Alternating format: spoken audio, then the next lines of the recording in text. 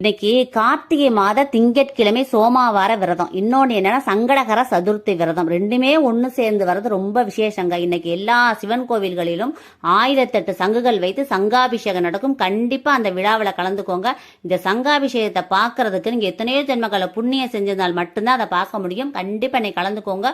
உங்க வாழ்க்கையில வேண்டிய அனைத்து நன்மைகளும் நடக்க ஆரம்பிக்கும். இன்னொன்னு மாலை நேரங்கள்ல பிள்ளையார் கோவிலுக்கு போயிட்டு சங்கடகர சதுர்த்தி விரதத்துல கலந்துக்கோங்க. அந்த அபிஷேகத்துல கலந்துக்கோங்க.